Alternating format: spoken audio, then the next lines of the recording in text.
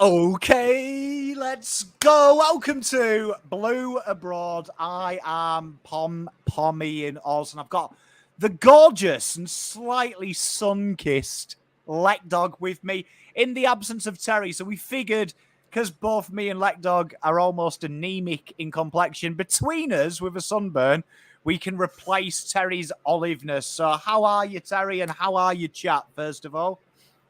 Well, I'm Leckdog, not Terry, but thank you very much. Old habits die hard there, Pommy. I'm Sorry. well. I'm well. It was a fun day down at Prince's Park today. Got to hang out and watch some footy with you and a bunch of members of the Blue Abroad community and the greater community, YouTube and podcasts and you name it, they were all there. It was bloody fun. It was bloody warm, and I reckon you've come off second best in the Sun Stakes, by the way. Oh, I mean, I tell you what, I am pick one for the sun all the time. You can see as well, just when I go out of the light, you can see I've got a very even tan going. So, yeah, we are probably need to get a sponsorship with sun cream, definitely for me. But it was great. I've got a few shout outs. I've got to give a shout out to the lovely Annabelle. She was, I believe she was 12. We took a picture. She's a big fan. I promised I'd shout you out for when you go back to school on Monday. So much love to you. Thank you very much. It was lovely to catch up with you and your family. And thank you to everyone who came and say hello as well. It did take me 10 minutes to go for a piss because a few of you came and caught me. So if I was a bit short, that was why. But it was great to see you all. And Leckdog, there is no such thing as a friendly versus Collingwood. Australians call them practice games. We call them friendlies in the UK. 10-point win. A lot of nice signs. What did you notice, though? I think the most important thing isn't the result. It's what you noticed different to last year. What was the big takeout for you that you really said, okay, these boys have been practicing X, Y, Z? Probably that kick out of defence and the kick into the forward 50. We were going really wide on the wing and utilising guys like Motlop pushing up the ground to receive, and then he turned around and delivered inside 50 to Harry, and then coming out of defence, guys like Blake Acres. Actually, to be honest, everyone rolled through that sort of defensive pocket at one stage, Curnow. So it's clear that we again want to hug the boundary, but there seemed to be a bit more emphasis on that shorter kick and freeing up a man than just bombing long down to the line, which we did do a little bit, particularly when Collingwood put that run on, because we sort of kind of went back into that habit. But yeah, I was relatively happy with using the width of the ground and using the kicking strength of the guys that guys like Blake Acres, Ollie Hollands, that we brought into the club. Cowan had a couple of moments, but yeah, it was just really good signs from Lockie O'Brien and that sort of thing. So that was the major difference I sort of noticed. Dare I say, you know what I thought was my biggest strength from the boys today was overlap run. It was the fact that you really did see, particularly when Chera went to halfback, which I'm shocked it's taken Carlton so long to think of that switch, because I thought when we signed him from Freo, my jury was out on his midfield prowess. I knew at halfback he was phenomenal, and it looked when he's in space. And I felt you really saw when Cowan and him were off halfback, the ball use with the distance from Cowan, but with the class of Chera, that looked good. And with that overlap run, it felt like Carlton always had two players on the flanks. And we saw against the Pies, that's what they killed us when we've played them both times, their ability to get it out wide quick. Suddenly that space was taken away. So when we did win the ball back, there was so much running ahead of the ball. And that was the big thing for me. We like the wings, but we always talk about we need wingers. You saw why when suddenly O'Brien looked a different level, because O'Brien could have the protection behind him because Newman covered him. So with that deeper overlap, I liked it. And I was impressed when they kicked the 6 goals on us. I thought the big thing for me was they went back into their shells and we saw that kick come back. But then it went away. It was almost like they fully committed. And that's going to be the hard thing, I think, with these boys. It's getting out of that habit of, oh, shit, we're under pressure, boot the ball in the air. And I did have a good laugh when Lewis Young did it. You know, he did that big 90-meter. It hit the Mir space station and came back down. Do you know what I mean? And I was like, oh, no. But what was good is, particularly the younger blokes, Cowan, Sincotta, you could see that wasn't ingrained in them. And I felt that helped them a little bit. Particularly, I think Cowan's got a role there because he isn't Carltonized yet. So for him, he played what he did on Tassie. See ball, get ball. And let's just talk. That 70-meter kick from the turnover where he... Honestly, that is one of the big changes that Harry never left the goal square when we were defending. And that is going to win games on its own if Carlton can turn the ball back and just go straight over them. That was one of the best things. Big call from Pom. One of the best things I've seen in Blues shirts for a long time. How he took that kick on and levered it 65-70 into wins as well. That was into... This kid is special. Lockie Cowan, if you're watching, love you. You know, I thought he took a little while to get into the game with Cowan, but that kick was kind of highlights one of his key strengths, and it's probably something we've been missing. We always talk ourselves, Pom, about moving the ball quickly, but doing it in the air because the ball moves quicker in the air than in your hands. Yeah. We haven't had a player that can kind of break the lines in that way, going over the top in a while, and it worked well, and that's also a structure thing. I'd love to see more of it. I've seen it happen to us 100 times where the ball just goes back over the head to a one-on-one and then they score on us. So it was nice to see. And I quite liked Cowan's game. He's actually, saw highlights of him as a junior and knew all his numbers and stuff. He's actually bigger than I sort of anticipated. I think there's going to be a role there for him, as you said. And Sincotta was solid as well. I know people are going to want to know about him. I'm not sure if he necessarily has the skill level at this stage, but he didn't look slow. He did his job and he did the hard stuff and he got in there. Efficiency, that'll come, you hope, but he didn't look outpaced or outclassed. So that's a positive because we've had a few of these guys in the past that have come up from the VFL team or come in from a mid-season draft or whatever and they've looked slow, whereas he didn't look slow. So that's a positive from those two young guys. I felt Sincotta, to be fair, and he's got what I call Matt Cottrell syndrome. It felt like he was holding back because of the occasion. And it felt like, once he gets that, and I remember speaking to Matty Cottrell at a function and him saying that it's really hard to stand here and say, tomorrow, I'll play as if it's the VFL. Because suddenly when you're in the VFL, just that little bit closing down quicker is hard to take them bold kicks. The more he integrates and the more he starts to understand he does belong. I think there's enough for me to say I think Sincotta will be a very good player. He's just got to get used to it. The other thing I wanted to talk about, this comes from a question from Maltese Falcon. So if you are watching, mate, good day to you, big friend of the channel and Pommy and Oz. He noticed, and it was a great point, I alluded to it on my video. I didn't cover it, so we'll cover it a bit more. Was I enjoyed the fact we suddenly saw this deep ball entry as well. We've always seen Voss seem to ignore 60 meters out, and 60 meters out genuinely has been Charlie territory or Harry territory. I really enjoyed the fact that we roll the wingers back meant Charlie and Harry stay deeper anyway.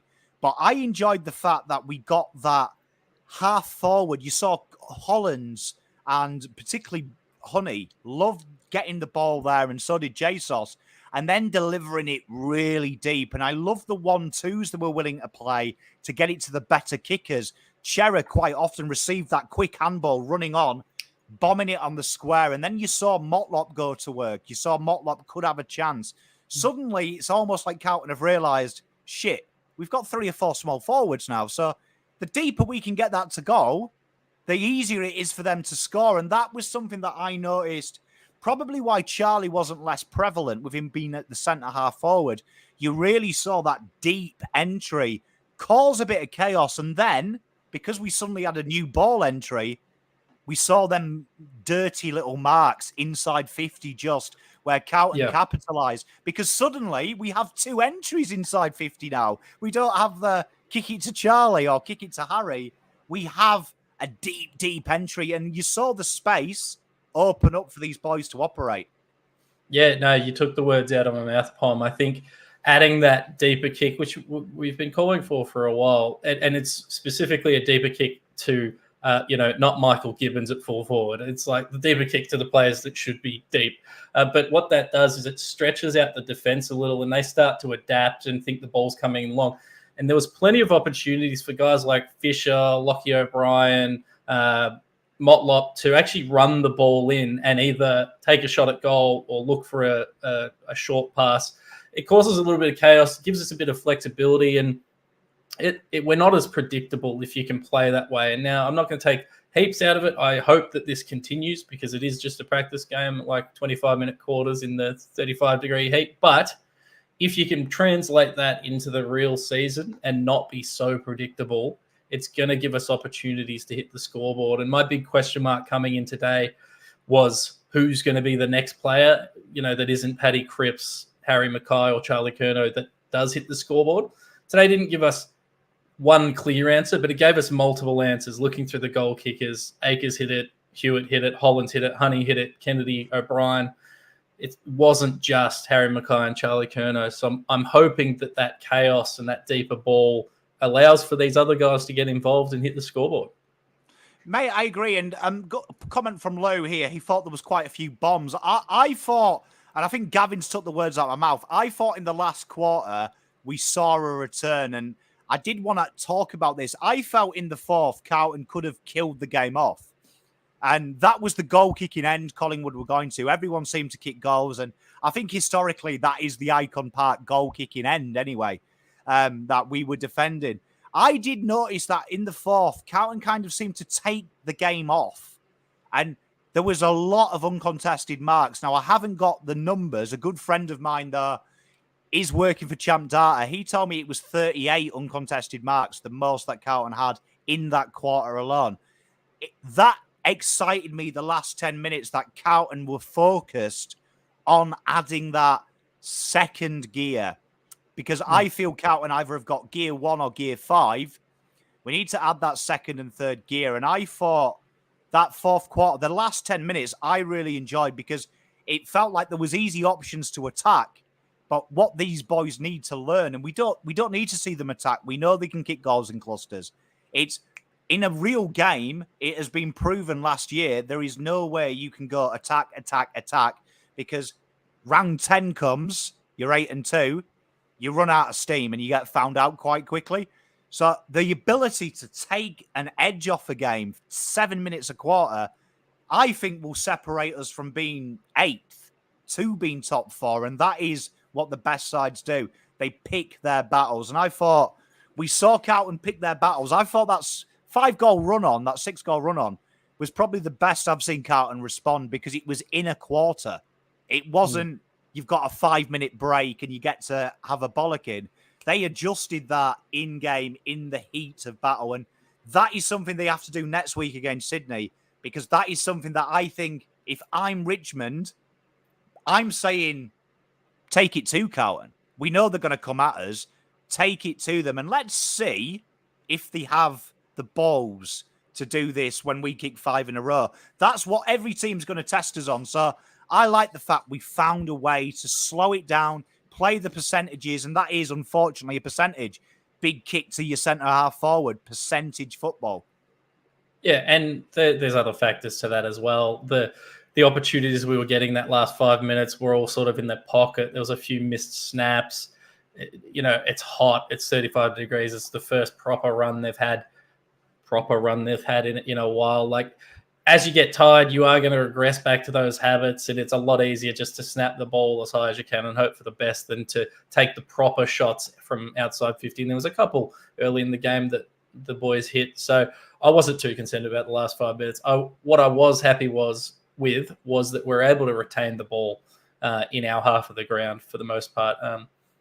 So normally I would have thought, we're 2 goals up. There's 5 minutes left. There's a chance that Collingwood could come back and win this.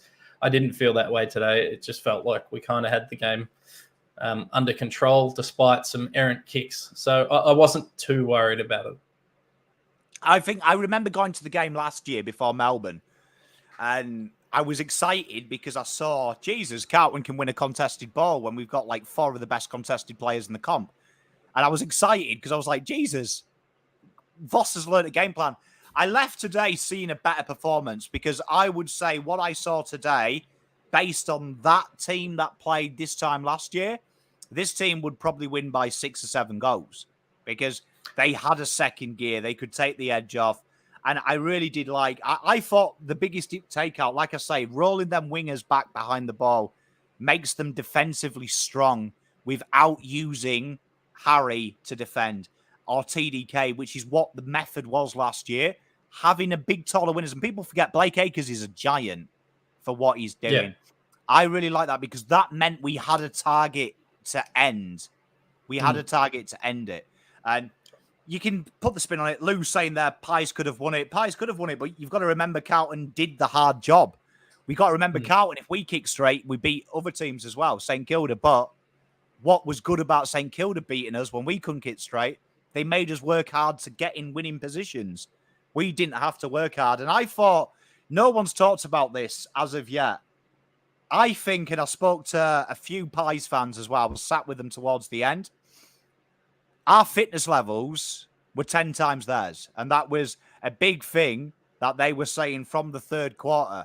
They were like, Jesus, Hollands, Akers, Hewitt, you boys can run and we can't. So I think that is a big exciting factor because when was the last time we said, fuck, we're fit? Well, I've never said that. So maybe 1995. What I did like, and you touched on it there, Pom, there were the rotations with the person, that winger. It wasn't always a winger, but going back behind the ball to be that sort of extra person in defence. They were consistently rotating people through there. Hewitt went back there. Akers went back there. Who else have I got? Ed Kerno went back there. Hollands at times went back there.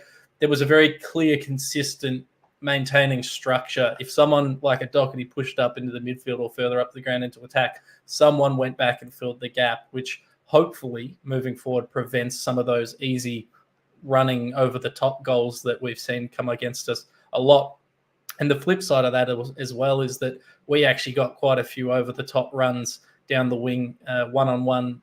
Like O'Brien had a couple down the wing where he found Sauce, I think, in one, and Charlie in another in the goal, one-on-one in forward 50. So if we can maintain that fitness and we can maintain that structure and the attention to detail during the game, I think we've got a pretty solid game plan. Last year, it was very much, let's win it in the midfield and hope that something happens up in the forward. This year, and we did use the width of the ground, but I don't think we used it effectively enough.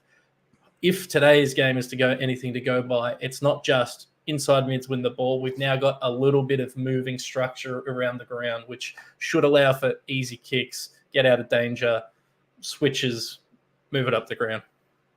Yeah, to be honest, and I agree with you, and I think it's really important to put in perspective, this is a practice game, right? So yeah. I'm excited. For me, what was excited was how strong they have changed something.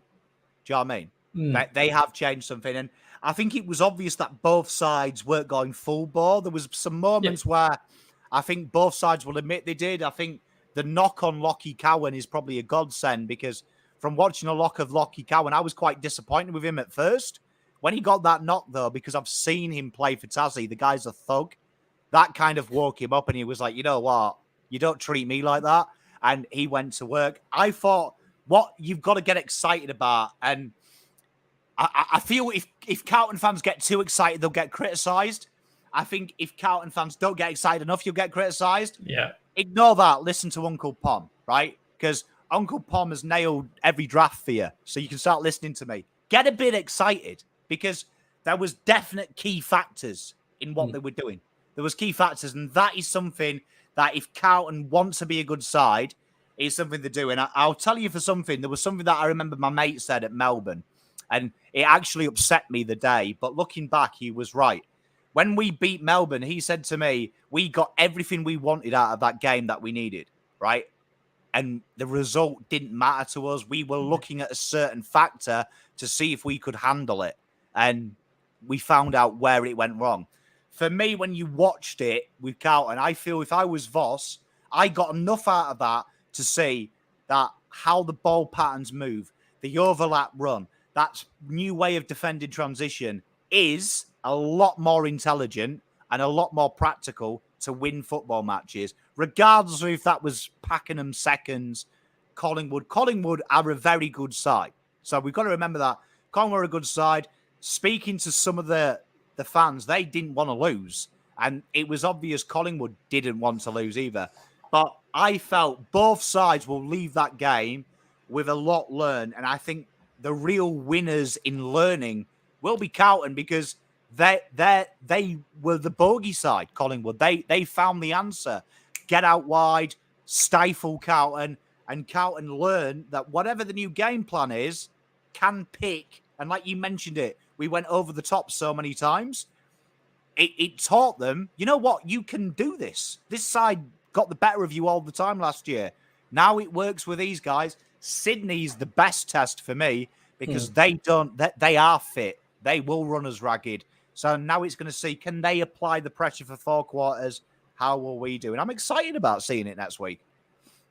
Yeah, I'm excited next week as well. Another thing that excited me, Pom, while we're talking about it is when you have a good structure and a good game plan, obviously you need to work that to the personnel, but in theory you can slot in the right players regardless of their experience and run the same game plan. What I mean by that is last year in the preseason we were running Will Setterfield, Jack Nunes, and I think Zack Williams played in the preseason before he got suspended, I think, which have, like 500 games of experience between them. This year, in this preseason game, we were able to run a game plan and we were slotting in Ollie Hollands, Cowan, Akers, he's played footy, senior footy and a lot of it, and Chincotta. And it still worked. It didn't rely on we've got to have these level-headed guys, which I think speaks to the growth in the bulk of our list last year, but also in the talent acquisition and the identification of mature heads in the off-season. So I'm really excited just by the way of that we didn't have to have 200 gamers in Jack Nunes on the field. We had Ollie Hollands and we were still able to execute the game plan effectively. So I'm excited for that. Mate, I think when I watched that game, and I know earlier Lou mentioned there was no Darcy Moore second half and Pendlebury, I think Carlton had bigger losses in the fact when I watched that game, I was excited about the backline movement, and then it dawned on me, we haven't got our interceptor there. So there is Marchbank on McGovern, and Cowan was having to do it. Lewis Young had to let Plowman go on the big guys, go on Frampton, which helps because Frampton's small. And then Young was doing the intercepting. And I was thinking, in reality, that is a pure intercepting genius, which then it got me excited thinking, when McGovern can release the early ball, Cowan can release the early ball, that is where Carlton then take a step up. And that'll be exciting to see. I do want to, a few people mentioned here, the lovely Shan, Motlop, I've seen TDK and Murkoff. We'll start with Murkoff. Murkoff, I want to give huge raps to, because I've had the privilege of seeing Murkoff now at every stage in his career. The WTF, the first time we picked him up, and I was like, you're taking the piss. The volleyballer, what? Yeah, do you know what I mean? Then this time last year, I remember seeing him and thinking, Jesus Christ, this guy has incredibly improved. And I remember pointing out his tap work, saying his ruck work, whoever's coaching him, Cruiser's doing a wonderful job because this kid looks like a ruckman.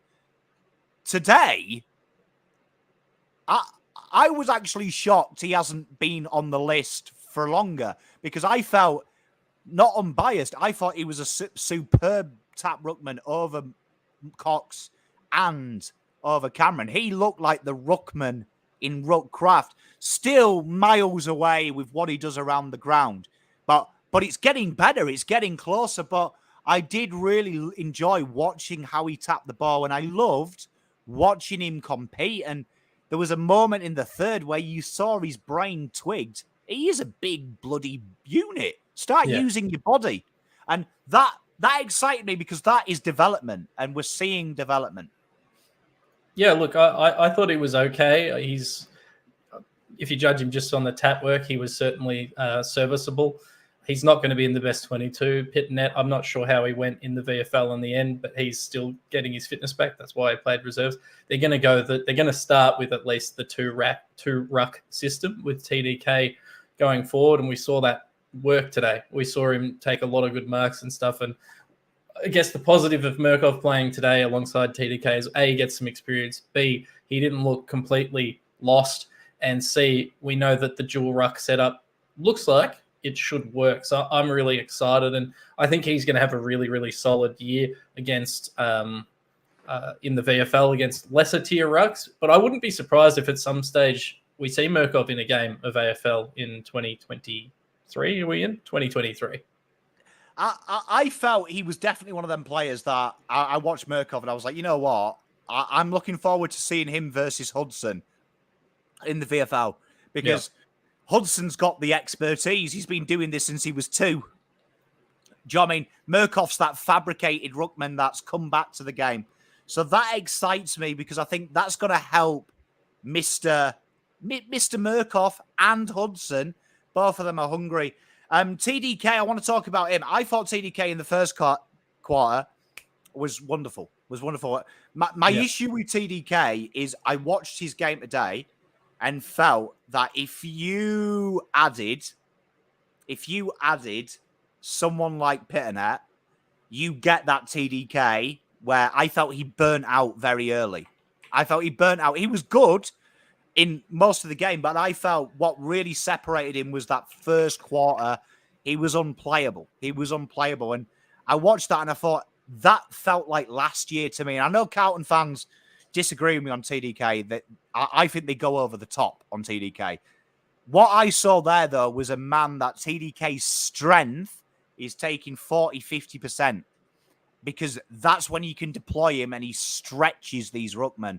And I was just thinking the entire time, if only we had a fit Pitternet, I would love to see how much this could hurt them, because I think that's the only thing that TDK is lacking. And that'll come with aerobic fitness. Aerobic fitness is hard for a ruckman to develop. Yeah, and he's got to develop his ruck, continue to develop his ruck craft, but also develop his forward craft. So he's effectively learning 2 jobs, which I imagine is harder than just being a super specialized role. So it'll take a while. I say this every time we talk about it, Pom. Go back and watch round 1 Richmond last year. That's the Pitto TDK combo you need, where you get the guy that Pitto to do the grunt work and you get TDK to be that cream on top, because that first quarter, as you said, was really, really good. I'd love to see that sprinkled out along the whole game, or if we need to get out of jail free in the fourth quarter, use him in that. I don't necessarily think it's helpful at the very start of the game, but as you said, he'll develop his capacity, his aerobic capacity, and he'll start to run out games. And he was good. There was reasons to be excited about him. Mate, I thought his first quarter was exemplary. We'll finish with the forwards before we open it up for a special fan cam. We'll talk about Motlop, J-Sauce. I really enjoyed that combination today. I thought Honey gave Voss a lot to think about, and Honey's game today for me is putting a bit of pressure on Martin. Suddenly, Martin has someone challenging him, because I thought Honey's replication of Martin was phenomenal. I know he plays that role in the VFL. You saw what we want from Martin. Deep running, willing to get involved with his midfield and then get back in the forward line. That now has a bit of an issue for Martin. Martin's got to get fit, because I reckon Honey's going to want that upper. J-Sauce, I thought, industrious as always. And I think it'll be interesting because he played more of a Matty Owies role as that kind of more defensive guy. So I think that will be an interesting battle, because it feels like there's competition. But I want to reserve some special praise for Motlop. There's been a lot of talk. I think just about everyone on Blue Abroad has tipped Motlop for a breakout season. He was matched up against a guy who was pretty good in Isaac Quaynor. And just quietly, Isaac Quaynor, that whole look he had going on today, white boots, man bun, a lot of time for it, looks like a footballer. And that is important in Pom's diagnosis, looking like one. But he gave all of Collingwood problems. And what was exciting in the fourth quarter was his work rate is insane. And I was watching Motters and thinking, you know what? He's got something Betts doesn't have as well. He's got that distribution. He's probably a Papley in the terms of he could get 20 touches a game because his link-up play and his ability to come late for the ball, I think, is a huge plus. And Mott, as you can see, was probably the guy I came away with and said, Jesus, he's probably put more time into the gym in the off-season than any of the other guys because you could see his body definition ridiculous. Yeah, look, he's not going to be. I think when we drafted him, people were thinking he's going to be this crumbing front of goal at your feet forward. But I think you're right. I think a Papley Elliott type combination is going to be where he's at because we saw him present up the ground. We saw him do some overlap run. We saw him go up and double back for the ball and then distribute it inside 50. He also applied pressure up around that half forward line. And we've seen last year that he can also kick goals for, it's miraculous goals in that sort of 10 to 20 meter out range. So he's going to be a really interesting one to watch. I said before, we need who's going to be the one that, kicks the 30 goals for us. That isn't Paddy Cripps, Harry McKyle, Charlie Curnow. It could be Motlop. It could be Motlop. Yeah, honestly, I was watching Motlop and I was thinking, genius. And I like JSOS's game today as well. JSOS, if he can just get that kicking sorted, which JSOS, he doesn't bother me because JSOS strikes me as the kind of guy, he's kicking genuinely in game is fairly good. He strikes me as that kind of guy that just does it on the night anyway. A bit like me at university. I'd piss about, but the night before I'd cram and ace the test. So I just get the feeling that there is something there. That forward line, I think JSOS is the third tall, and I think we're going to see that big thing. And I watched the VFL today.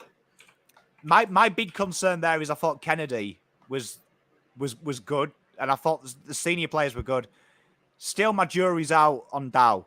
And I know a few of you have mentioned Ed Curnow with the Mike Myers mask on. I watched Ed Curnow. He was everywhere, Ed Curnow.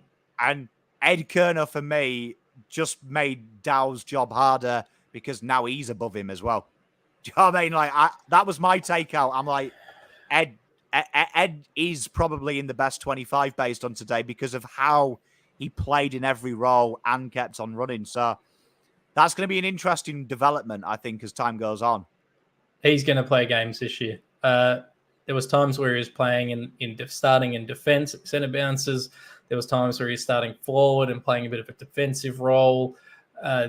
Obviously, there was times where he moved up towards the wing and played a little bit on the ball. I think he's going to be the ultimate plug and play guy this year, and he might not be guaranteed best 22, but he might be that 24, 25th player, as you said, that when someone goes down, it's like, let's just put Ed in. We know what we're going to get. So I really didn't think we'd actually see him play again after today. It seems to me, it looks pretty clear to me that they're going to use him to fill holes when they appear. And, the Ed Curnow's worst year is still better than quite a lot of the players on our list's best years. So,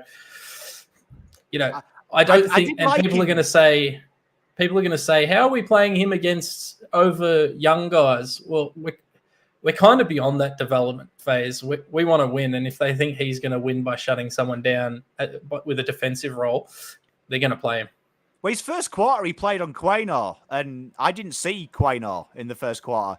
And I did have a smile. I was like, please tell me when we play St Kilda, and that's Jack Sinclair's only good game all year, that we do just put him on any halfback for 10 minutes, just to shut them out a bit. But we'll get some of you on. Come and talk to us.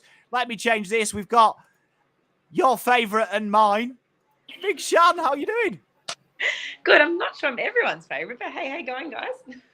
Oh, mate, you are. It's a lie if people say you're not.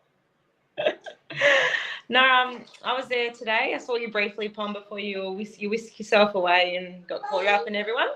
But no, I thought the performance was solid today. I was sitting there with the rest of the cheer squad, and all we could say was just how quick we moved the ball. It was so different to watching how we played Collingwood. Not more than 6 months ago, and just the way we moved the ball was promising. I'm actually really looking forward to the season. I'm with you, and it did feel a little bit like practice with purpose today. Yeah, no, it was different. It was beating Collingwood's always beating Collingwood, but it was just something different about the way the group went about it today, and it was just entertaining. And I just love the way that our boys, like Voss said, that we're going to go harder at the ball, harder at the player, and just hearing the bodies crash against each other today was just like, we're going hard. This is a practice match, but we're going in to hurt Collingwood, and I think we did, and that's a positive heading into round one. I did enjoy the Taylor Adams fight. You know, Taylor Adams doing his classic dog thing of you mark the ball and he runs into you. And I did enjoy the fact Carlton players got around and sorted that out very quickly.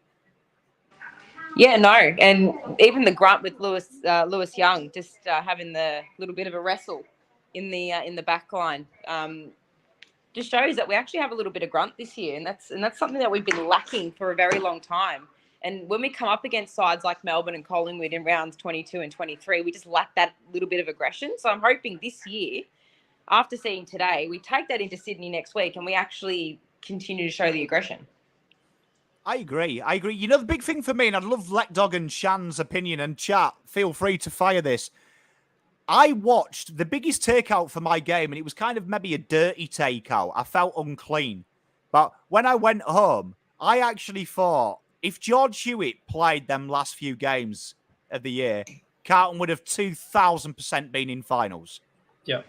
My word. I bumped into Paolo on the way out, and we spoke about that he was the missing piece last year. His composure and his ability to make chaos calm around him, because people don't go near him. He just stops and everyone runs past him, and he just finds a teammate. We definitely missed him at the end of last year. I think he's definitely a difference maker for us, and he was really good today. He really excites me, Pom. Every time I say him, he's just a footballer. I like George. One other player that I think today, Shan. Pardon? Who stood out for you today, Shan? I was actually going to say we haven't mentioned him yet, but Adam Chera. Oh, we didn't actually, and he was probably best on. He has actually just come on, like he's gone in the off season and he's just put on so much like muscle and just his ability. And I think that's where Blake Acres really helped today to release Adam Chera to be able to do his thing. So yeah, no, he was a big standout for me. Ollie Hollins was another one. I think we found a player in him, just his ability to take on probably one of the best wingers in the competition and still side bottom for a half of football. That's no mean feat. That's a baptism of fire for the kid. But he was sensational. So there's a lot of excitement for sure. But yeah, no, Chera was probably best on for me, and not hiding the fact that I like Adam Chera these days. So yeah, definitely best on for mine. I did like, and I do think that rotation from halfback, Adam Chera going down back. You know, people keep saying, how do you replace Zack Williams? Well, I think that Chera in the second half at halfback, I think, in my opinion, was better than Zack Williams has ever been. The way he uses the ball. Yeah, well, he'll be a big loss, Williams. But no, I do tend to agree to a slight degree. But I think that even just around the grounds, all of our players kicking was a lot better today on the whole. So, no, it's going to be a good year, boys. And I think we should, like you said, get a little bit excited, but not too excited, because we know what happens when we get too excited. But no, well, I said it in my video, the lid's on, but I've found the can opener. Look, lid on for now. Lid on for now. It's on, but I know how to open it. Shan, prediction. What are you hoping to see next week? Effort. I know Sydney are coming off probably a very disappointing grand final loss, and they're going to want to have a little bit of fight. But I haven't actually seen. I don't know if they've played their practice match yet, so I'll probably watch their practice match to see. But I just want to see the same effort as we had today. Not expecting a win. Like a win today was a bonus, but no, I just want to see the structures, and how we combat Sydney's small forwards and how we combat their midfield as well, because they've got a pretty strong midfield, the Swans. So, no, just effort and just it'd be good to see Gov next week, because I know they said they were giving him a week off. So it'd be good to see how he fits into the picture, because I know you mentioned him before. So it'd be interesting to see how he fits into the picture next week in that intercept marking role. Mate, I'm looking forward to it. And Shan, as always, much love. And much love to the daughter. She's a lucky charm. Every time I see her at a game, we win. Well, she was a lucky charm round 1 last year, so I'm going to have to bring her, I think. I think she has to go to all 24-odd rounds, to be honest, and Carlton go undefeated and we'll be fine. Look, if she's the lucky charm, I will happily bring her every week. I've got to say, having a beer with Nick Wishart, though, caused Collingwood 6 goals. And last time I had a beer with Nick Wishart at Collingwood killed us. Well, maybe Stop don't drinking do with that Nick again. Wishart. Yeah. Yeah, going to have to ban myself from Nick and we'll just have a beer at the end of the game. Thanks, Shan. No worries, boys. Have a good night. Up the baggers. Up the baggers. There we are. You see, I probably just ruined a great friendship with Nick Wishart there. But that wonderful Luke, how are you, mate? Oh, Pommy, mate. Oh, you guys are too good. Like, you've run out of, for me, of things to say right now. But I've got a list because I was expecting that because you guys are. Oh, mate. You're more prepared than me. I just made this up on the fly. So off you go, mate. Probably the key takeaway. I did see Paolo after the game, and shout out to them as well. They did like the people that they brought on, both Collingwood and Carlton. Like, it was good to get the discussion going as well. But I had to summarize the game in one word, and I'll say it right now. Moo. I want to get it on. I know. Moo. Like, I know Joseph Adama was sitting right in front of me, just under the covers, and I think he looked back at me and he's like, what's this kid on about? But like, Moo, got to bring it back for my boy Lockie Cowan. He's going to look. Sincotta played very well. I just want to say that as well. It actually kind of reminded me out of 1-2 with Cripper, and he sort of brought back flashbacks when he got obviously it's just a practice match, but brought back flashbacks when he said, I'll go into war with people like Cripper, and I'll bring that intensity every game. I really like seeing that because it was really hard touch as well. But yeah, I'm bringing the Moo back for Lockie Cowan. If we're bringing the Wolf back for Sard. I love it. I did see Sincotta. I was sat at one point, like just behind the goals on the wing by the goals, and he'd made a tackle on Howe, and it had gone out of play. And he did give him a cheeky dig to the ribs and walk off. And I did smile because one Collingwood fan nearly jumped the fence to kill him. And I had a chuckle to myself because I'm like, I've never seen a Carlton player do anything devious, and I really enjoyed the little subtle dig as he was getting up. I was like, do that again. Look, if you call that Cotter's syndrome, then look, he's going to put us in good stead in the future. That's all I'll say. But I just want to touch back on the wings because, like, I really agree with you there. There was so much space. Like Blake Acres, he was on like the side where the shade was in the stands, and I could hear him shouting all day. And like, we didn't take that option. Like, but I do agree with you. Like, that opportunity to just bomb it down there, especially in a practice match out of all games, just to try.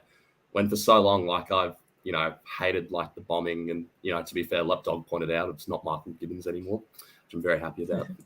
It makes it easier. But on the wings as well. I had a bit of a tear come down my eye when Lockie O'Brien had that passage of play down the wing, and everyone was gave him like the longest applause of the game, like so long, just riding off. You know what? Was that the one where he had the second attempt? Yeah, then he tapped it and went out of play. But like, that first attempt, I'm telling you, the crowd was getting ready to rip into him, and he powered through. He showed some muscle and got the ball back, and everyone was, "Oh yeah, no, we were always going to cheer." No, like the guy in front of us was about to say, he went, "O'Brien, you fucking," and then he was like, "Good work, Lockie, good work." And I was like, "That's brilliant how you changed it, mate." He was going to get deflated. He was really good today, O'Brien. But for all the flack that he's gone, like, obviously he got all the praise like from 2022, but I'm just so happy that he's ready to go again this season, especially when our wing stocks have gotten much deeper as well. And, shout out to Ollie Hollands as well, who had another stunner of a game. But I just wanted to touch on as well, I don't want to rush him into anything, but just get that ink ready for TD Cave when, time comes around. Like next to Ches as well, probably just my best on and like they put what was his name, Frampton, in for the second half of the game, but he was going one-on-one with Darcy Cameron, who's who they've decided now is their primary ruckman now, and just did not seem like any competition between the two, and it was just so happy to it was so nice to see, just especially with Murkov as well, giving those little touches as well. Like when Pito comes back, it's just going to create the best problem for us, come when the season comes around. I also agree with Jesse Motlop as well. Like, he had it all day. But I found it quite interesting because all the practice trainings I've been to, he's been very classy, and wanting to look for goals. But he was handing it off a bit more in the forward line, and I had a lot of people next to me saying he should just take it on for himself. But I like how we're getting a bit looking for other opportunities and being a bit more craftier in that space. That was just something that I found out. Sorry, I'm. No, I love this. You got some great points. I mean, that me and Leckdog fell out early doors because there was a moment that there's only one person in the world that loves Lockie O'Brien more than me and Leckdog, and that's Gavin Whelan in chat. Like, Gavin Whelan is the chairman of Lockie O'Brien fan club with Lockie O'Brien's mum. We're like second ticket orders. But there was that moment where we got really excited, but then Leckdog told me off because I said we were going to win the flag. But in the first quarter, the ball bounced between Lockie O'Brien and two Collingwood players, and we saw him pause, and we were like, "Oh no, he's not gonna go for it." But then he went for it, got the handball, and we scored a goal from that play. And then I went mental and said, "We're winning flag, Leckdog. This is it. Remember it. This is the day." And Leckdog's you've got the can opener. Just keep Leckdog was like, "Calm it down, Pom."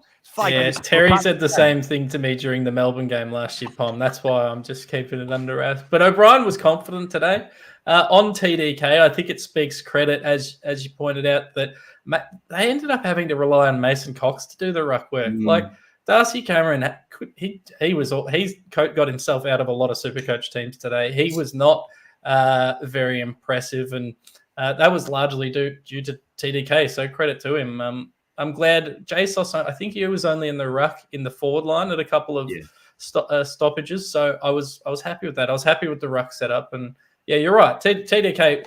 In my head, I don't think he was that consistent, but he was the best ruckman on the ground, which is that's all you can ask for. All you can ask for. Just one more from me. Lewis Young was just excellent today, and it's a really hard thing to teach when every time, and to be fair, I find it weird how he led the league in disposals in spoils, but it's every time he went for an intercept, he had his middens out like that, and that's a really hard thing to teach. For anyone who's played AFL, when you've got two on you, and you want to try and get the mark, whereas you could just hit it out of bounds. I just thought, for the amount of intercepts that he got, and playing, as probably I'm not saying that Weeders had probably a drop in, but I just didn't recognise him much today, but. Just for Youngie to hold his own like that, and to have that technique on him to always bring the middens out, that was something that I just picked on. But Wearing went off about the same time as Moore, and Young pretty much controlled that back line on his own. I'm with you. You got to remember this time last year we were doing this show and everyone was like, Lewis Young shit. Oscar McDonald's the fullback. Young got delisted. They didn't want him at Doggies. And look at Lewis Young now. Took the opportunity and. He looked like a bona fide key defender. Honestly, not bigging him up too much, but if you said to me there is an all-Australian in Carlton's backline and I didn't know anything about football, today you would have said it's Lewis Young. Oh, yeah. And, all credit to Youngie. He's put in the work as well coming into a new club. And that's what I've loved from, obviously looking at all the recruits today who have come in. I did want to stay around for the VFL game to just see Harry Lemmy because, oh, my God, he is huge. But just from all the recruits today, I'm just so stoked that they're just in it, and they're just wanting to prove themselves when I can take the lid off for this one. It's gonna be big. It's gonna be big. Mate, take it. Do you know what I mean? You need to just take the lid off. Fuck it. We'll take the lid off. Whatever, mate. I'll leave you to it because I know there's a lot of people who probably want to get on as well. But thanks so much for having me on. Luke, mate, well. really in depth. I loved it. Yeah. Take more notes. We froth notes around these parts. The only note I took, gentlemen, was Matt Kennedy needs to kick better if he's going to wear pink and purple shoes. So I think your notes were a little bit more helpful than mine. Real men wear pink. Like, yeah. Well, So, I don't disagree, but kick the ball to the teammate. Anyway. Much love, Luke. Thank you very much. We'll see you next week. Thanks, boys. Have a good one. Cheers. Faz Dog. Tell you what, wait a minute. Let me just answer this. It wasn't me who said he was out of favour. I covered the rumour from Carlton Leaks where I said that he was evidently out of favour. Terry asked me about it, and my exact words were, I'll quit Blue Abroad if Durden is ahead of Young. But I said I'm willing to be wrong, which, again, Pom wasn't. But I said Durden, I did back Durden, but I had to cover my arse. Remember, Richard, you've got to cover your arse on this show. And I said Durden is an accomplished footballer. So I covered my arse. But my beautiful Faz man, how are you? Faz was meant to be watching the game today. He was going to bail on his class. But unfortunately, he is the legend that is a teacher. So he had to actually make sure they didn't drown. So he missed the game, but then watched the game. Yeah, rocked up to work today, ready to go to have it on in the class. And they said, "Oh, Faz, we need you to take a group of kids to district swimming." Like, you're joking, are you? I said, nah, outdoors too. So I was out in the stinking hot. But I had my phone on my clipboard as I'm lining the kids up, and I'm just one eye on the footy. So I did watch it on my phone, and then I come home and I watched the replay again. So I've seen it twice or once and a half. I don't have any extensive notes other than I just wanted to get on and kind of reiterate what we were talking about a bit last night. And that was Ed Curnow. And I know you've mentioned him before, but I did Ed smile and think of you. Yeah. Ed Curnow is the Walsh replacement. A bloke who runs all day for a bloke who runs all day. It makes sense. So, real good hit out. Happy with it. I don't care what anyone says. The people who say you don't mind whether you win or loss are the people who lose. Of course, you'd rather win. It's natural. It's just natural. Like, of course you want to win. I wouldn't be like, oh, damn, we were 10 points up and we lost by a couple of kicks. Oh, no way. So, yeah. I think Richard's nailed it here as well. You know, when you told me you were watching the kids swim, I think Richard's nailed it. I could just see a kid drowning and Faz is like, wait a minute, we're just lining up a goal. Kick your feet. Look, I'm not going to lie. I actually think a kid nearly missed one of their races because I was watching, I think, Harry line up for one of his goals early on. I'm watching it and they're calling for a race. And I'm like, hold on. Yeah, but they got there in time. But everything went well. And there was no one suspected a thing. I think everyone just thought I was really invested in the clipboard. Mate, I'm with you because it's funny. Just before I went, I had a lot of Collingwood fans slide into my DMs, right? And a lot of them, I'll give you the PG version, but the gist was basically, you're a pom, you come from a woman, presumably your mum. I would like to get to know her very well. And Carlton aren't very good. Remember round 23. And since then, I haven't actually replied to some of these messages. They have actually said it's only a practice game. Enjoy it. So I kind of feel like I'm with you. Like, I didn't actually care, win or lose, to be honest. I was looking at systems, and I was quite honest last night. I didn't care. I was just happy that we got something out of it. And obviously, winning is important. Like, I don't think this repairs round 23, not even 5%. But I do think, and we talked about this last night, Faz, the psychological impact of playing the team that has destroyed your season so quickly is a really good nightmare to face, even if it's a practice game, because the faces are the same. It might be in different intensity, but for a lot of these players, I enjoyed seeing players like Lewis Young take the dangerous kick on today because he kept fucking that up against Collingwood. I enjoyed seeing Motlop take the game on. I enjoyed seeing Chera take the game on and leave where he's left off, pick up where he left off. So I felt psychologically these players are like, okay, cool. This is what we should have done. We now know what to do. Now do it again next week. Do it again the week after. And when we play these dickheads, when there's 4 points on the line, let's not take our foot off the glass in the fourth quarter. Let's give them a 90-point fucking hounding and be like, we're back, baby. This is our league. Yeah, 100%, 100%. And I think just a mention to Lockie O'Brien. I know you've mentioned before, but I think the best thing that could possibly happen to him would be the recruitment of I see Faz Tigers. Yeah, they did all right. They looked all right. Yeah, but the best thing that could have happened to Lockie O'Brien is the recruitment of Ollie Hollands. And that moment that you were talking about, and I looked at it, and exactly right. And I wonder if Ollie Hollands wasn't on the list, whether he actually does that. It's making him go up, whether it's even 1 or 2%. He knows in himself he has to improve that 1 or 2% because Ollie Hollands will take his spot. For me, it's still O'Brien just ahead, but I think it's brilliant for him and the club that they've got him there. Agree 100%, mate. We've spoken about it a little bit. I think Blake Acres coming in as well helps, but they added depth to a spot that was really thin, and O'Brien had a good year last year, but they brought in better players, so he has to improve. And it looks like, on first glance, just in his body, that he has. His attitude, he looks more confident. I think you're right. I think a lot of that is to do with Hollands and knowing that he can't just kind of cruise his way to staying in that best 22. And we saw last year a couple of those wingers get rotated and dropped, and in the end, Lockie O'Brien was safe pretty much. I think did he miss one game? Was dropped for one game maybe? Yeah. But he can't do that now. He has to perform at top level, and that's what you want. And that's the beauty of depth. And when you're a rebuilding team like we were 5-6 years ago, you don't have the luxury of depth, so you have to play players who aren't up to the standard now. There is, even with the injuries, there's a lot of depth on our list now in a lot of positions. So, I mean, we've got 4 Ruckman. We had 2 last year. We had 1 available. So, it is going to be interesting to see who develops under that pressure and who gets squeezed out. That's the big one.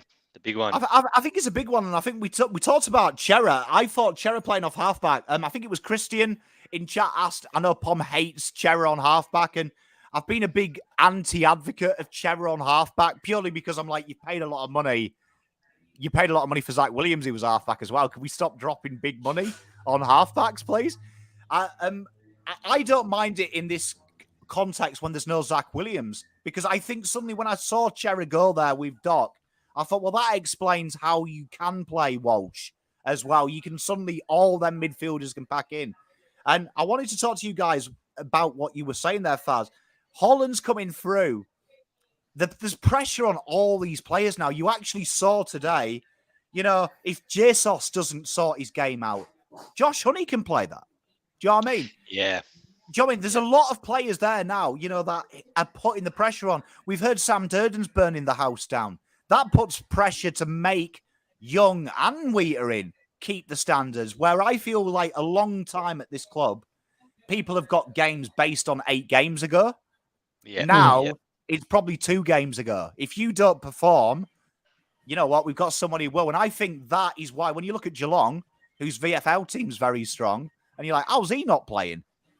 That is when you're a very good list, when you're a very, very good football team, when the guy below you is just waiting for one bad game.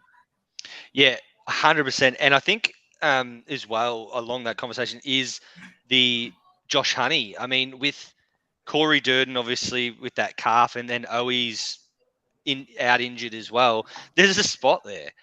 And he needs to, he's one of those players who needs to be treating this game against Collingwood, and I'm guessing you'll get another shot against Sydney, not as practice games, but as an audition almost. Make him very, very difficult to say, coming into round 1, do we want an underdone Corey Durden coming back from a calf? Or, geez, look what Honey has done in that role, or a similar role. Can we play him? So I think there's a few boys, a couple of boys might be nervous as well. I don't know. Jack Silvani, again, he's one that may be looking over his shoulder a little bit. I'm not sure. He did play a different role today. I thought he wasn't overly impressive. But we know what he gives us. We know what he gives us. He's a safe option regardless because we know what he can give us. But yeah, I think overall I'm going to sleep easy tonight, knowing we got a nice win and a good hit out. And gee whiz, thank goodness Cripps is not injured. So Yeah. Baz, you said sixth last night. Yep. Where are we finishing now, baby? probably second, I'd say. Oh, there it is. See you later, dog. I'm sick of you being professional all the time. Give us top two, mate.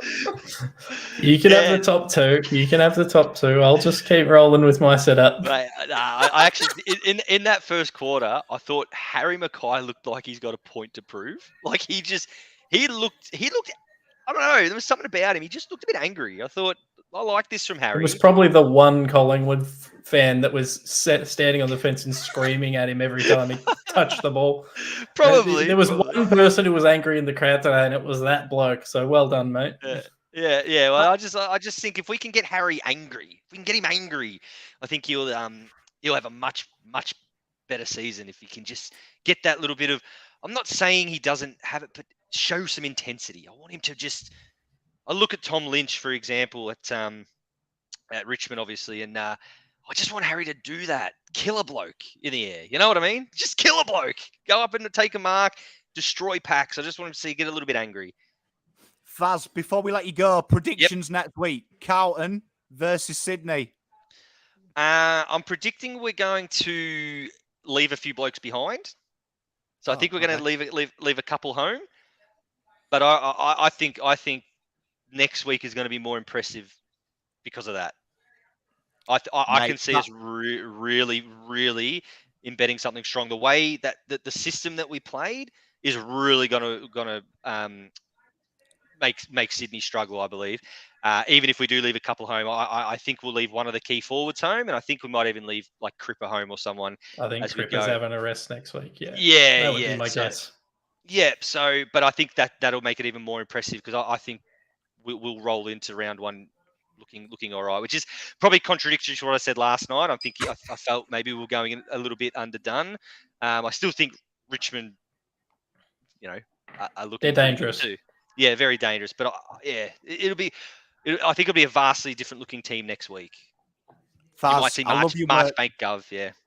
Faz, I love your work. Make sure you check Faz out on Twitter. He's worth the value, even if it is just for conspiracy theories. It's the ground, mate. I tell you. Cheers, mate. Have a great evening. Love yous.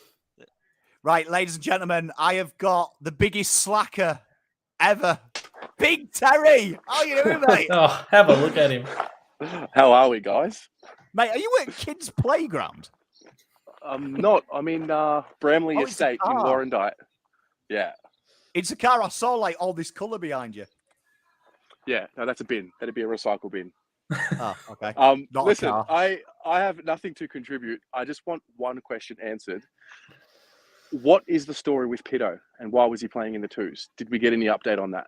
I can answer that. # sources. Okay. He basically he wanted an easy run against a team without Ruckman just to get some match fitness into him. He's still not at 100% fitness. I think he had surgery in the off season. I think they were targeting him for next week. So I don't know how he played today or if he got through. I left before the end of that game, but from what I saw, he was looking fine. So yes, don't stress. I think it's a fitness thing, not a form thing.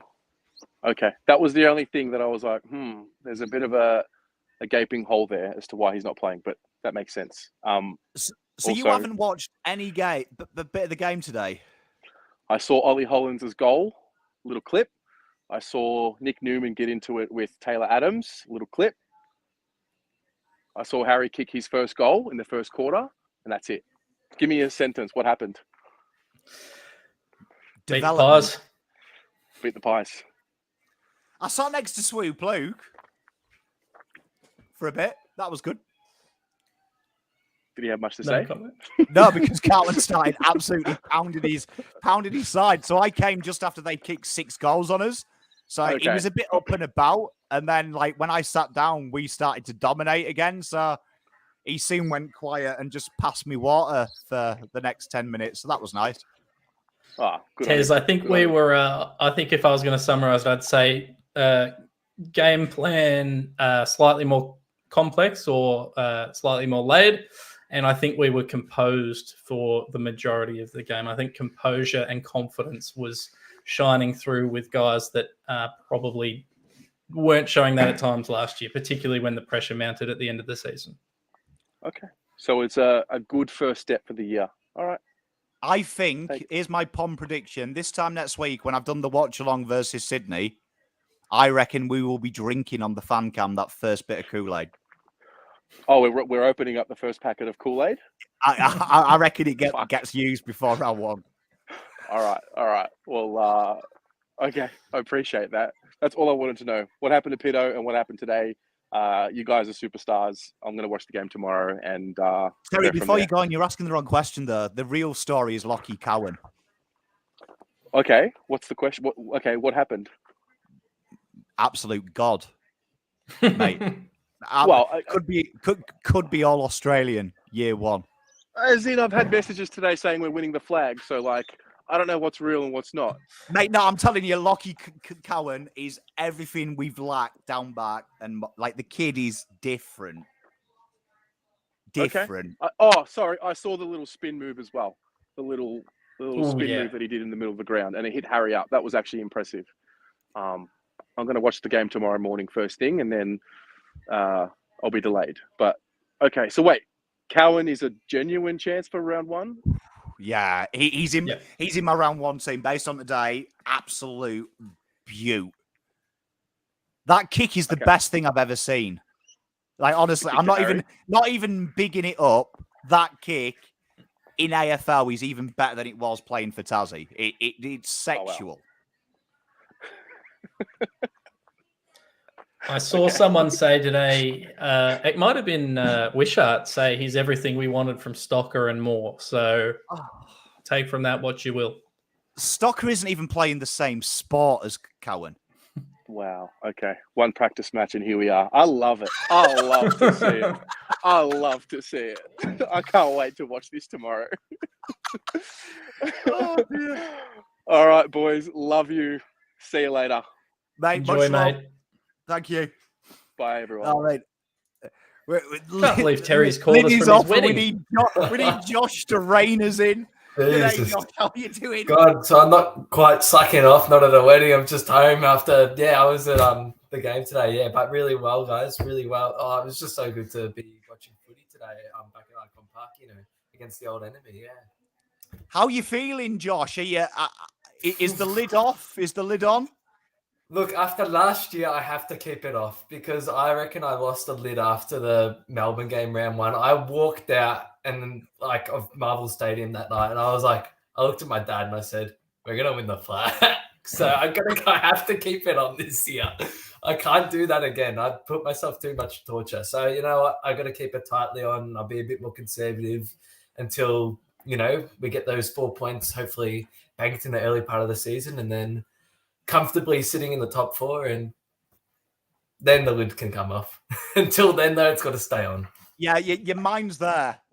Yeah, it's my mind, mate. Every day I wake up and I think about how many days there are till the season. Like, I could easily pull the lid off right now, but I got to keep it on. But no, it was a good game. Look, obviously it's a scratch match, so it's hard to make too many takeaways. But yeah, as you mentioned before, Cowan, unreal. Was very impressed by him, and obviously it helps that he's got the passion going for a Carlton. Yeah, Matt Cultural. He's got that passion, so that obviously will help him. Bring his game to the next level. So I was really happy with that. And in the previous seasons, my problem, especially last year, was our wing. I always thought that was such an in and out position. Especially, I didn't like how we played Setterfield on the wing when he was at the club because I always thought he was an inside mid. But yeah, really impressed with Hollands, really impressed with Akers, and really impressed with Lockie O'Brien. And as you mentioned before, I think that pressure is really on Lob now to really perform just based on the list we have. So I'm really glad we have absolutely improved our wing. And obviously, Adam Chera is way too good to be put on the wing. He's far too good. he played that Sam Walsh role today just perfectly. Beautiful kick. And, it was just really good to see him in the middle.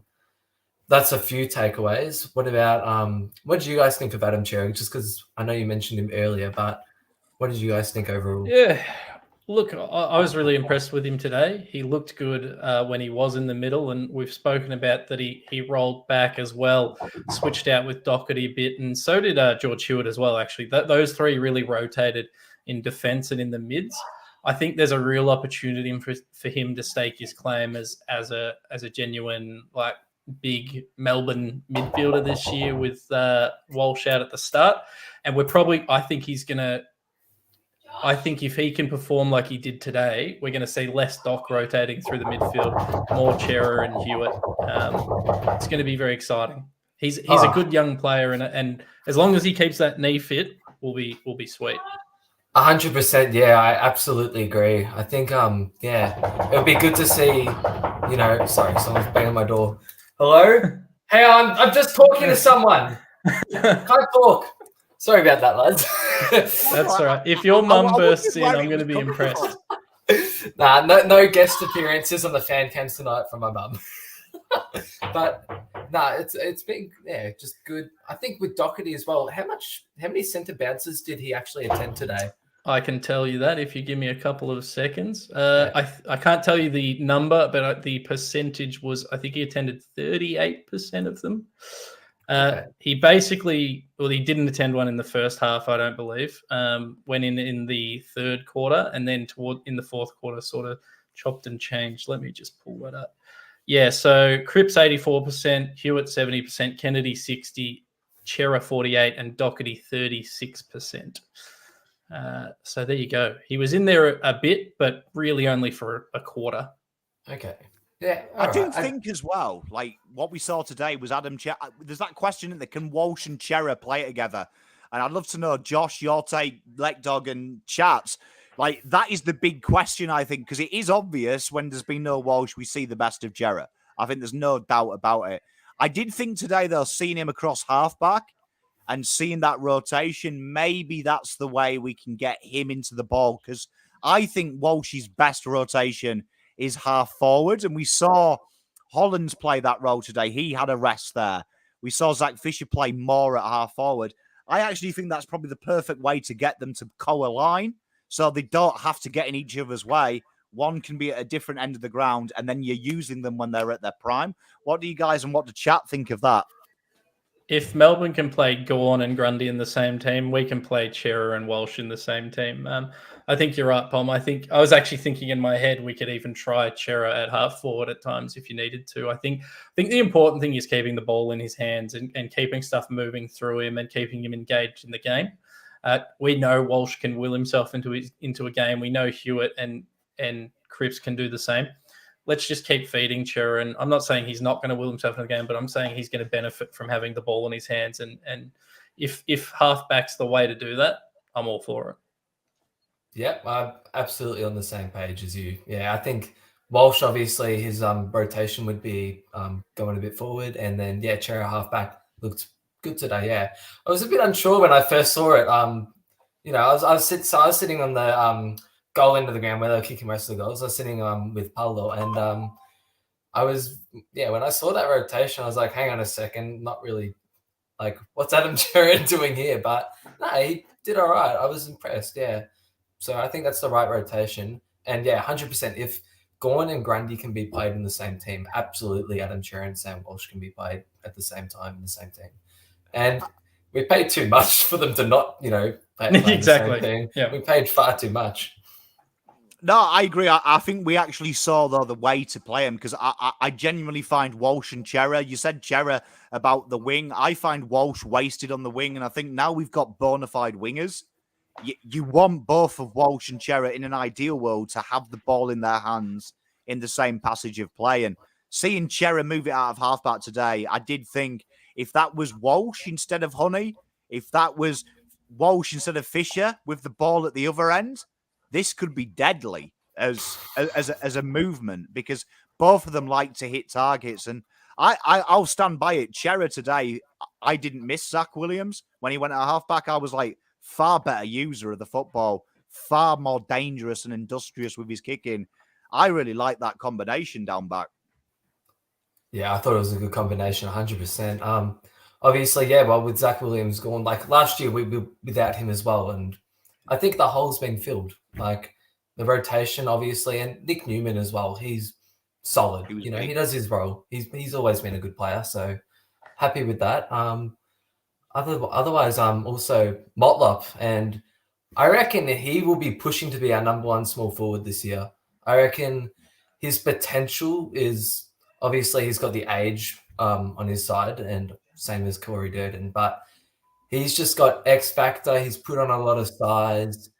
He reads the ball really well, and he's exciting. Like when he gets the ball, it's exciting to see what he could potentially do with it, And he reads the especially at the back. I noticed like when there's a contest and Harry or Charlie's gone to mark it. I thought he was all right running around back, just trying to read the ball. So, and he could potentially be a midfielder. I could see him like he's classy. He's got just ball smart. He could very well be thrown into the midfield for a few rotations, maybe 3 years down the track. I think he's going to be a very good. He gave me Tuck Miller vibes today when he attended the forward bounces, when he attended the forward stoppages, like how Tuck Miller kind of isn't in the contest, but then suddenly just runs through it. And you're like, where the hell's he come from? I was watching that from Motlop today, and I thought that's a very dangerous thing in them forward stoppages. We saw Melbourne did a number with their forward stoppages, playing them dangerous forwards around the ball. I agree. I think Motlop looks like he's gone up a level just body-wise in a year, but mentally he looked a lot sharper as well today. There was some very clever football moments with how he took the ball, pace off the ball, and how he looked to kick it back inside, which I think is something that you can't teach. And it's something that players like Eddie Betts, Papley, they're born with it. You saw Motlop, he's got it as well. 100%. Yes, definitely. So, look, yeah, for me, as I said before, though, small forward, wing, finally they seem like we've sorted out those positions. I think... Oh, no, I'm about to blow the lid off. I'm about to blow the lid off. Look, it has to be top 4 this year. It has to be top 4. Like, with the list we have, it is far too good to not be top 4. And this is the most excited I've ever been going to a season. Like, I am so ready for round 1. I don't care if I lose my voice for a few days. It's fucking worth it.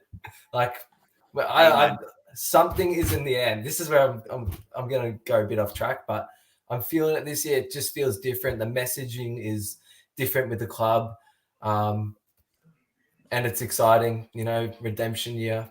We should have made finals last year. We would have if we didn't have injuries, but this year seems to be the year. And we've also got a bit of depth. The VFL side smashed it today, so the depth is also there. So you know what? We're up to, I reckon it should be an exciting year, and I need to put the lid back on.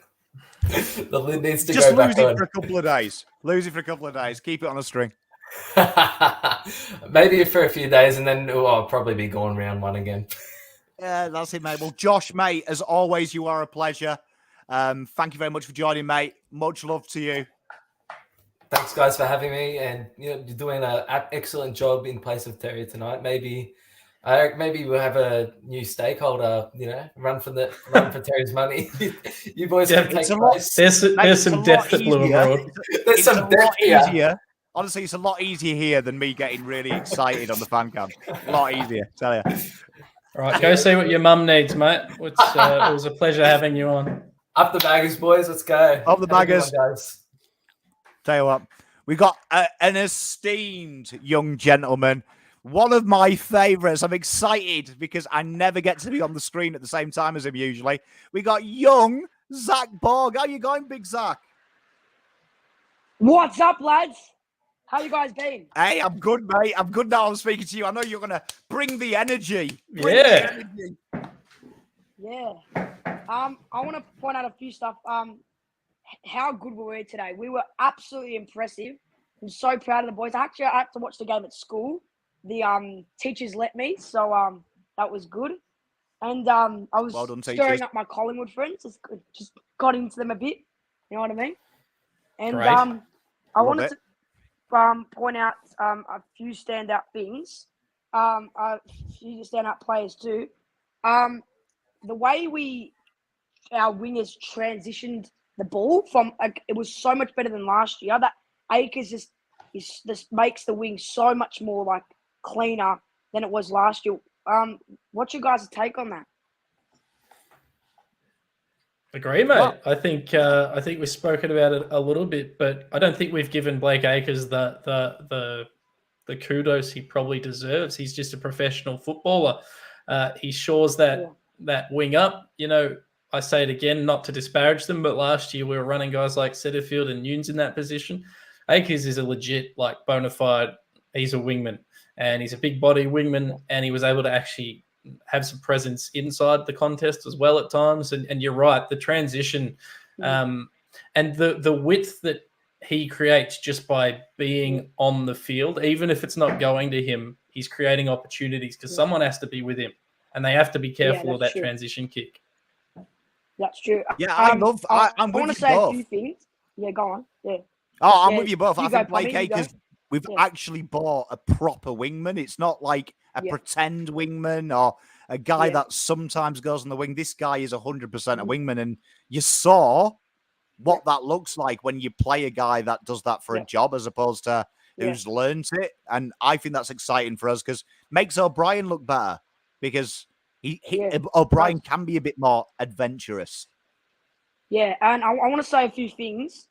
Spot on, Pommy, but as well, like it's like some of our young guys as well, like Hollands. He's so quick. He's so good, and like Voss, that's smart. Like pick up there as well, and like you said, like he's just really good, and as well as Murkov as well. Like he's a giant. I reckon. I mean, like mid-season we can give him a go, but I reckon he's good to go. And a couple more things is it's amazing to beat the Pies. I know it's a practice match, but it's good to beat them. And I want to say something. How was the VFL side? How much did we win, or how did we go? Yeah, about that? We had a big win. It was tight until about half time, I think, and then they absolutely smashed them. I think we won by 60 points, 50 points. I'll get the scores That's up a good win. Yeah, it was. What was it? It was. Here we are. I've got it right on my screen. It was 106-37. So quick maths there. That's what 69. That's impressive. That's impressive. Nice. That's really good for us. 71. Summit. A lot. Yeah, and I want to We say beat them by a lot. Yeah, we did. It's That's a good thing. Yeah, and I was a bit scared when Cripper rolled his ankle. I was a bit scared about is he going to still play, but I had confidence he was going to play. He was just going to be a couple days of soreness and all that. Yeah. Anyway, guys, mate. thank you so much.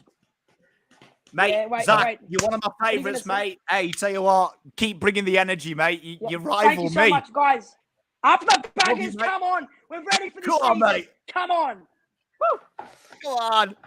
Tell you what, we've got the legend that is Beachy as he ends the night. Is Beachy gonna bring the energy? Where is Beachy?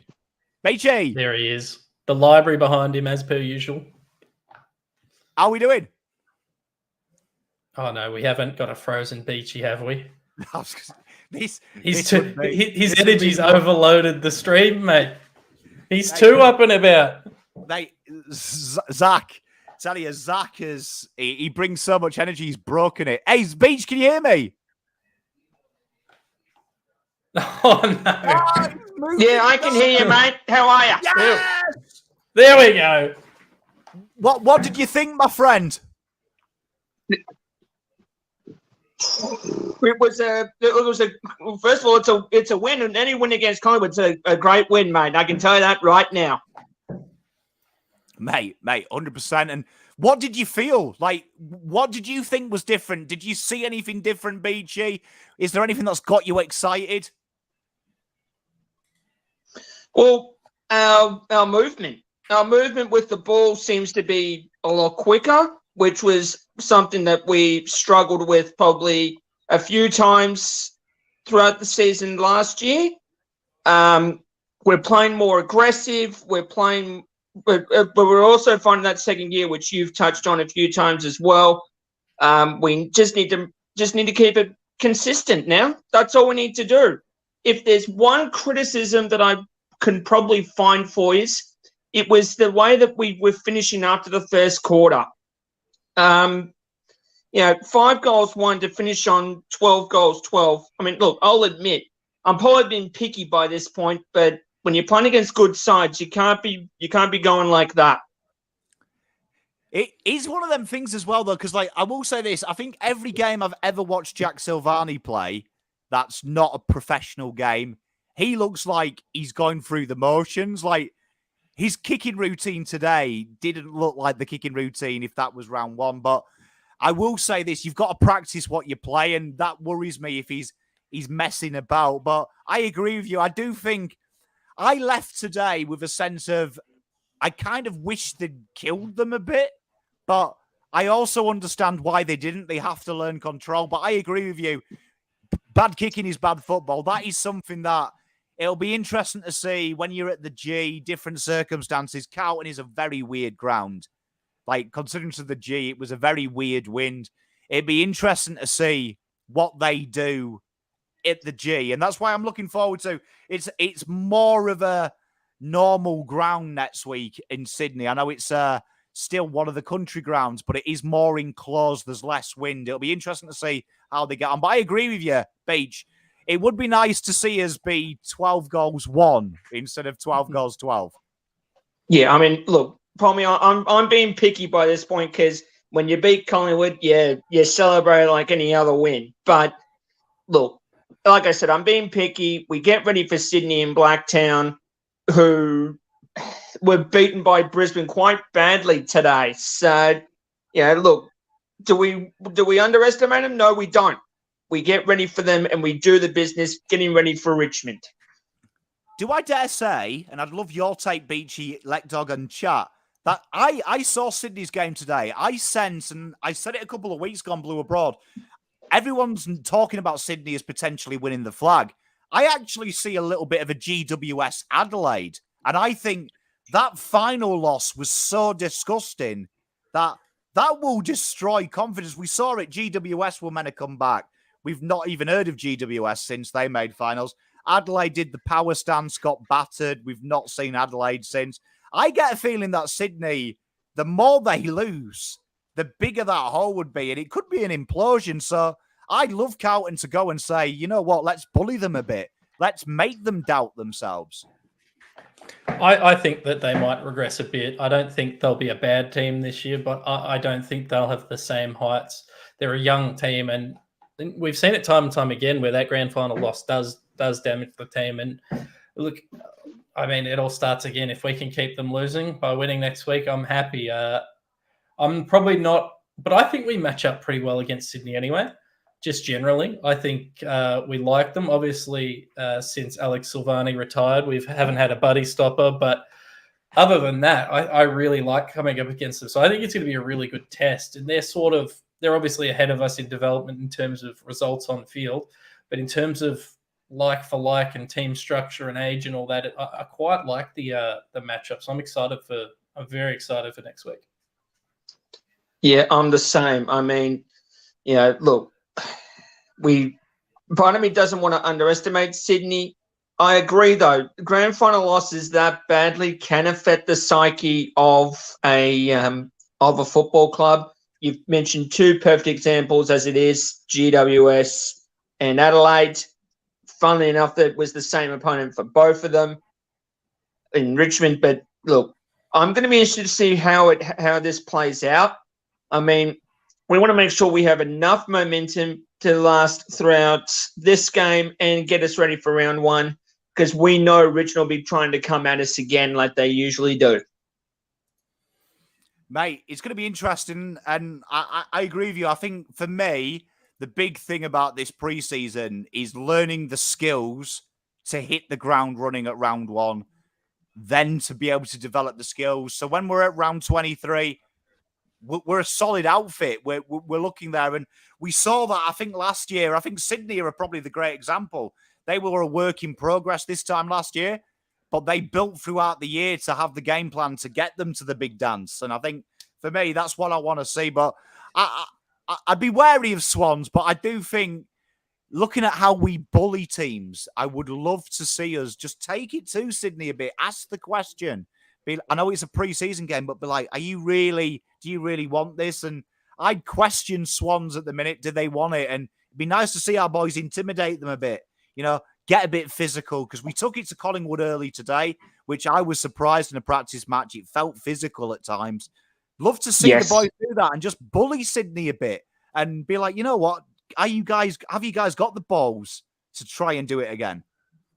Yeah, that idea of bullying teams, Pom, a lot of our players in the last couple of years have played like they're still in a rebuilding team or like they're still developing players.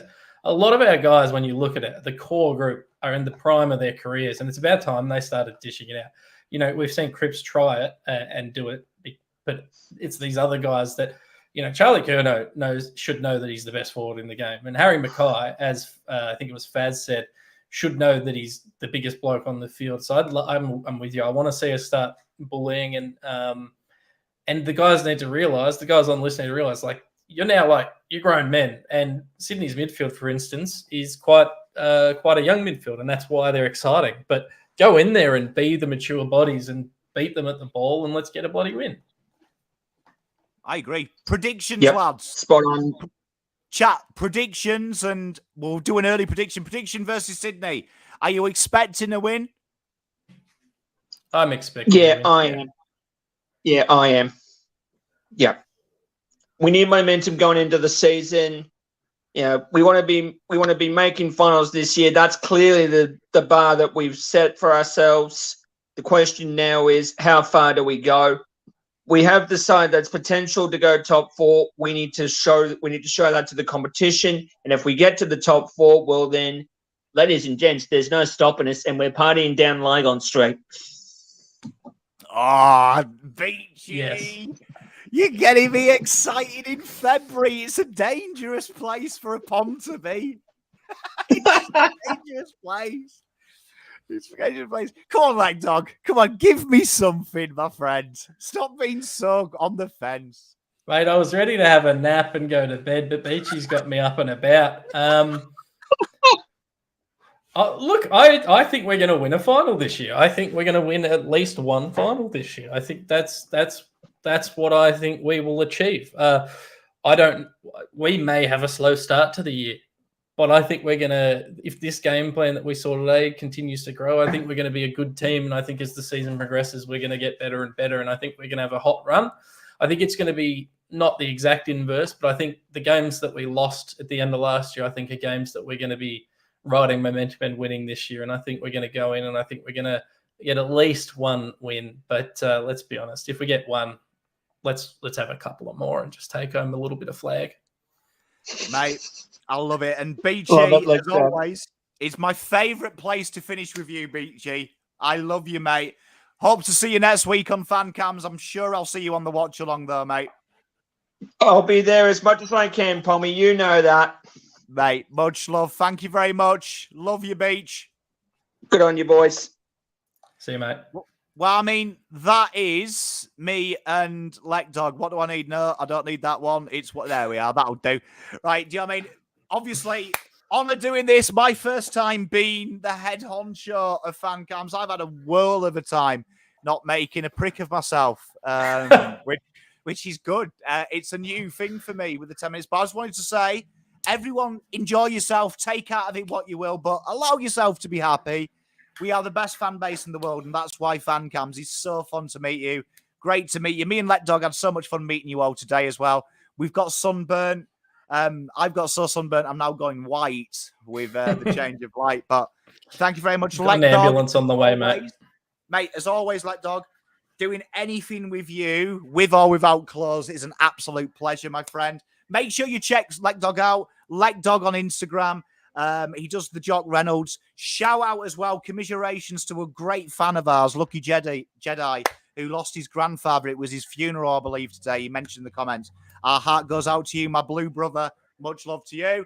We'll be back next week, though. Carlton versus Sydney in Blacktown. I'll be doing the watch along, and I'll be one of you guys next week. I'll come on here and get excited, and we'll try and get Terry to smile once. But from me and Let Dog, see you later.